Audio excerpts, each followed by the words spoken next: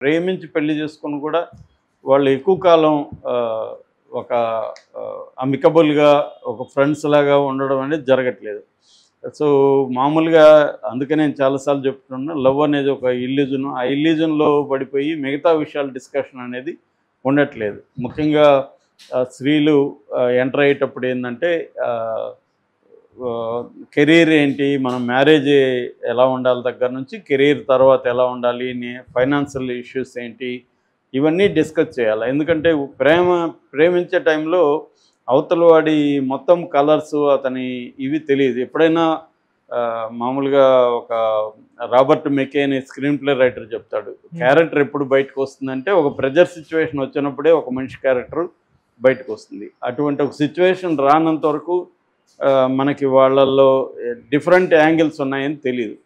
So అందువల్ల చాలామంది ఏంటంటే అమ్మాయిలు కూడా తొందరపడిపోయి ఒక రొమాంటిక్ ఇది ఒక రెబెలియస్ నేచరు, ఎందుకంటే ప్రేమించడం అనే దగ్గరే ఒక చిన్న రెబెలియస్ నేచరు, నాకు ఫ్రీడమ్ ఉంది, నా ఇష్టం వచ్చిన వాళ్ళని సెలెక్ట్ చేసుకుంటా అన్న ఒక ఇది వాళ్ళు సాటిస్ఫాక్షన్ ఇస్తుంది. రెండోది ఇవాళ ఉన్న మొత్తం మీడియా ముఖ్యంగా కన్జ్యూమరిజం ఇవన్నీ కూడా నీకు ఫ్రీడమ్ ఉంది, నీ ఇష్టం వచ్చినట్టు నువ్వు బతుకు అనేది చెబుతుంటారు.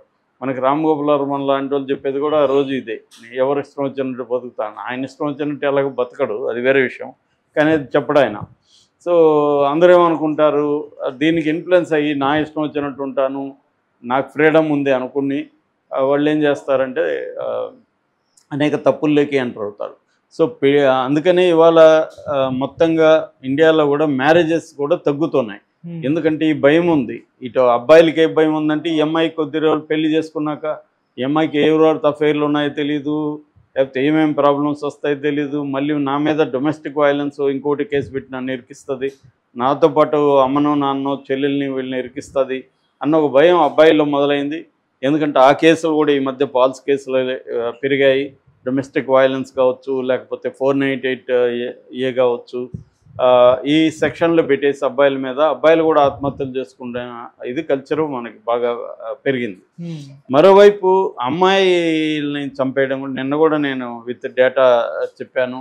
వేలాది మంది ఎవ్రీ ఇయర్ అమ్మాయిలు చనిపోతున్నారు. అంటే ఎవ్రీడే ఒక డౌర్ హెరాస్మెంట్ కిందనే మన దేశంలో 18 నుంచి 20 మంది అమ్మాయిలు చనిపోతున్నారు. దాదాపు 38% అమ్మాయిల హత్యల్లో వాళ్ళ పార్ట్నర్స్ చేసినవే ఉంటున్నాయి. వరల్డ్ వైడ్గా కూడా ఇది రికార్డు, ఇండియాలో కూడా అదే జరుగుతుంది.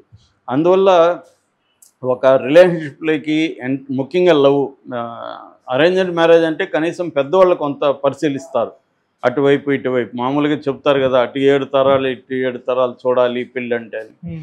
సో అది కనీసం కొంత ఉంటుంది. కానీ సొంతంగా లవ్ చేసి మ్యారేజ్ చేసుకునేటప్పుడు ఎక్కువ సార్లు ఆ లవ్ అనే ఒక ఇల్యూజన్లో ఉండిపోవడం వల్ల అతను చూడాలని అతను మాటలు వినాలని ఈ అమ్మాయి కోరుకోవడం, వైస్ వెర్సా, ఈ గొడవల్లో ఉంటారు తప్ప మనం పెళ్లి చేసుకున్నాక పరిస్థితులు ఏంటి, ఫైనాన్షియల్ సిచ్యువేషన్ ఏంటి, ఎవరింట్లో ఉండాలి, ఇతరుల వాళ్ళ తల్లిదండ్రుల రోల్ ఏంటి, కెరీర్ పరంగా ఎట్లాంటి నిర్ణయాలు తీసుకోవాలి, పిల్లల్ని కనుక్కోవాలంటే ఏంటి, ఈ విషయాల్ని డిస్కస్ చేసుకోవాలి. లేదు ఒక్కొక్కసారి కౌన్సిలింగ్ కూడా వెళ్ళొచ్చు, కపుల్ కౌన్సిలింగ్ కూడా ఉంది. కపుల్ కౌన్సిలింగ్ వెళ్ళి తమ ప్రాబ్లమ్స్ చెప్పచ్చు. ఇవన్నీ చేయకుండా ఎంటర్ అయిపోతే ఇలాంటి వాళ్ళకి ప్రాబ్లం ఇలాగే అవుతుంది. నిజంగా కానీ వీళ్ళిద్దరే రిమోట్ వల్లే గొడవ వచ్చి చనిపోయింటే మాత్రం అప్పుడు అది వేరే రకమైన విశ్లేషణ అవుతుంది, అంటే ప్రెజర్ చేయకుండా అతను. కానీ ఈమె చెప్పేదాన్ని బట్టి తల్లి ఇప్పుడు అబద్ధాలు చెప్పాల్సిన అవసరం ఏముంది ఆమెకి?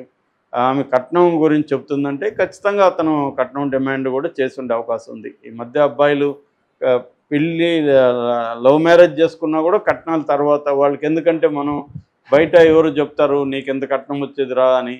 సో అది చూసి అవును కదా, నేను తక్కువలో ప్రేమ అని చెప్పి మోసపోయాను, నాకు ఎవరైతే ఏముంది పెళ్లి చేసుకోవడానికి, లవ్ అనేది పోతుంది. 4 రోజుల తర్వాత లవ్ అనే ఒక ఇల్యూజన్ పోతుంది. ఇల్యూజన్ పోయినాక హార్డ్ రియాలిటీసే ముందుకు వస్తాయి. హార్డ్ రియాలిటీస్లో ప్రధానమైంది ఫైనాన్షియల్ సమస్యలు. అవి వచ్చినప్పుడు గొడవలు, ఇంకా వీడు అసంతృప్తిలో ఉంటాడు. ఈ అమ్మాయి నువ్వేమో అప్పుడు అన్ని కథలు చెప్పావు, ఇప్పుడు వచ్చి కట్నం అంటున్నావు, ఈ అమ్మాయి ఇలా వెళ్ళిపోతుంది. అంటే ఇద్దరి మధ్య ఉన్న అట్రాక్షను కొద్ది కాలానికి ఎవాపరేట్ అవుతుంది. జనరల్గా ఎక్కువ కాలం నివసించాలంటే పరస్పరం రెస్పెక్టు, ఒక ఫ్రెండ్లీ అట్మాస్ఫియర్ ఉండాలి ఇద్దరి మధ్య. అది ప్రధానంగా ఉంటుంది. అట్రాక్షన్ అనేది సెకండరీగా మారిపోతుంది. అట్రాక్షన్ ఎల్లకాలం ఉండదు. ఇవి ఉన్నప్పుడే అది లాంగ్ టర్మ్‌లో ఉంటారు. కానీ అది లేనప్పుడు డబ్బు, అసంతృప్తి, గిల్టు ఇవి డామినేట్ చేసి పరస్పరం కొట్టుకునే పరిస్థితిలోకి